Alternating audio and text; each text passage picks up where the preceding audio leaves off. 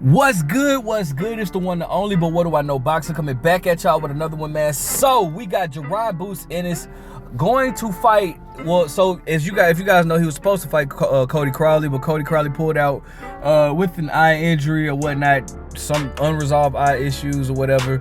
And so now Jaron Ennis has announced his opponent, which will be David Avanesyan. Okay.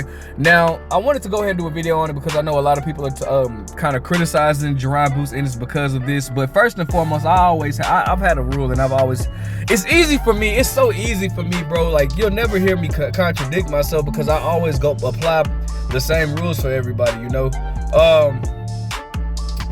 If I have this rule, like, bro, where if you have a replacement for a fight, whoever that person is, I don't hold that against the fighter, because it's like, bro, they still want to keep the date. And I'm gonna still hold that same standard with Jaron Ennis, because the thing about it is this, bro. Initially, he was supposed to fight Cody Crowley or whatever, and David, and through a reason that's not Jaron Ennis' fault, Cody Crowley, pulled out. So, like, Jaron Ennis hasn't fought in almost or about a year. So, or it'll be a year on the fight date, or at least close to it. So he wants to keep that date. He doesn't want to wait, and I can't blame him for that, bro. Like, it's not like this was his first go-to choice, but it is, it's a decent opponent. Not anybody that I do feel like it's a step backwards, but I do also feel like, it's a decent opponent, bro. Like, he can use that as a measuring stick for Terrence Crawford. David Avanesyan has been in the ring with Terrence Crawford. You know what I'm saying? So, he can use that as a measuring stick or whatever. David Avanesyan has been in there with veterans, maybe past their primes, but like, Shane Mosley, he did fight Shane Mosley. He was supposed to fight Keith Thurman at one particular time, but I don't know what happened with that. But I think this is a good step up for not a good step up. Let me not say that. I don't think it's a good step, but I think it's a good replacement. That's what I mean. I think it's an okay replacement. It's not anything to just like jump for joy about, but at the same time, it's not, that's not Jaron Ennis' fault. It's a replacement fight. So, hopefully Jaron Ennis can get some fights going on. I mean, I really, he signed with Matchroom. I would really like to see him and Conor Benn go at it. I don't think Conor Benn's been in a rush to really fight Jaron Ennis, but I would love to see them make a fight happen. You know what I'm saying? Jaron Ennis has high hopes, man. And a lot of people, I feel like he gets criticized for stuff that he shouldn't be getting criticized for. Like the whole Karen fight with that Karen dude, he got criticized for dude, but he won every single round, and Buddy was just in there trying to survive.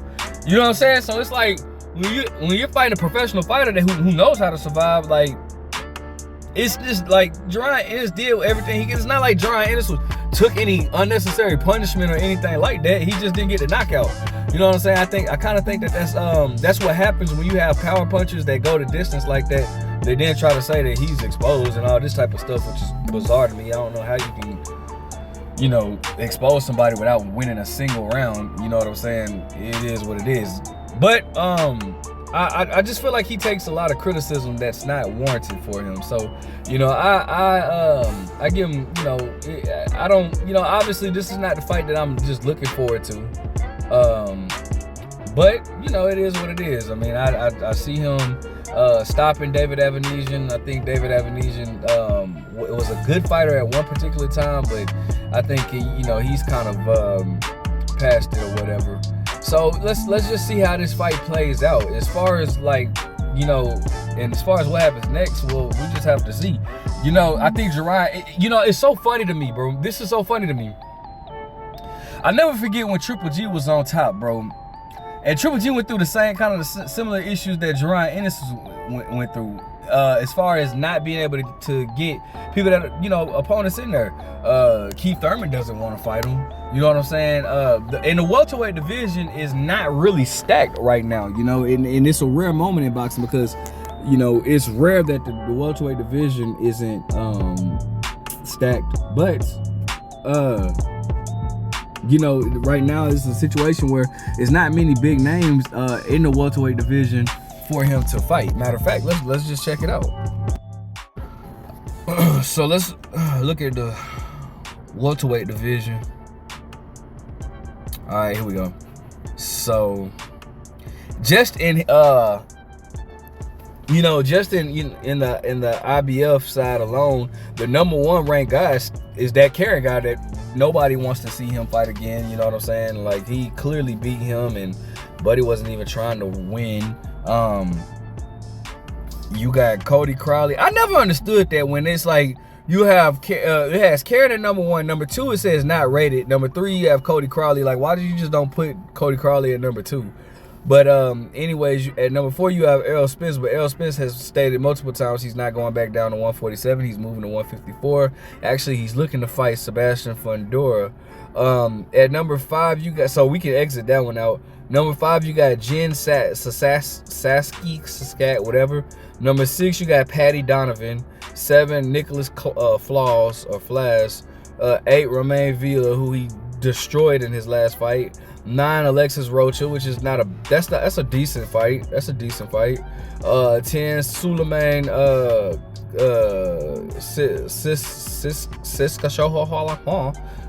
whatever that is. He's number 10. Shakram Gavahas, whatever.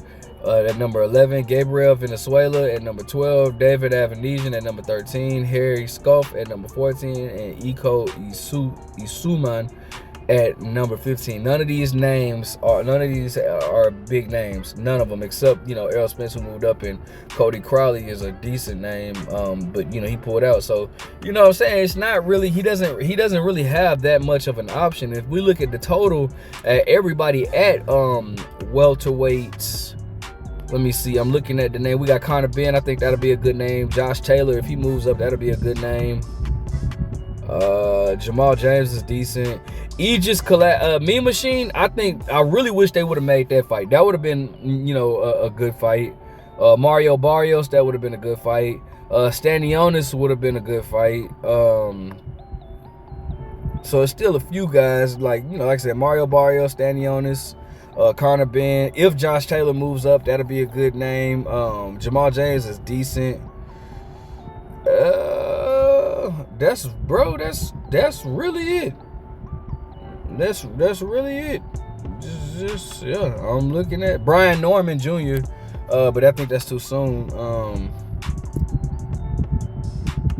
Yeah, man, that's really it. He really doesn't have that much of an option at 147. I mean, and then like I said, majority of the guys that I just named are sanctioned like in the WBC, WBA.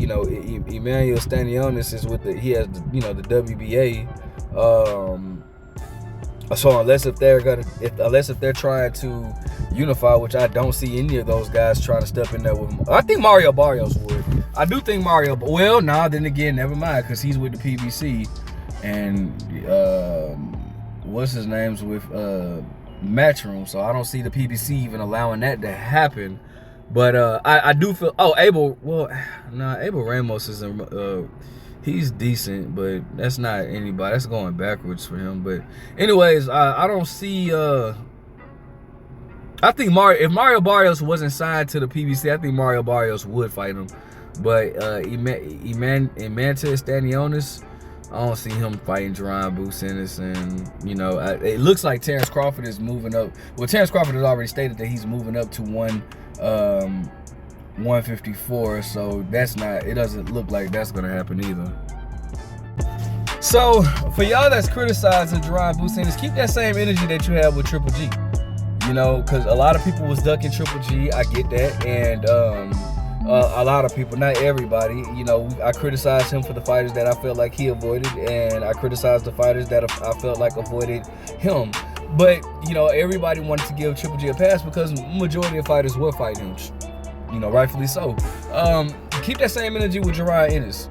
It doesn't seem like anybody's really in a rush to be in the ring with him. He's a big welterweight, strong.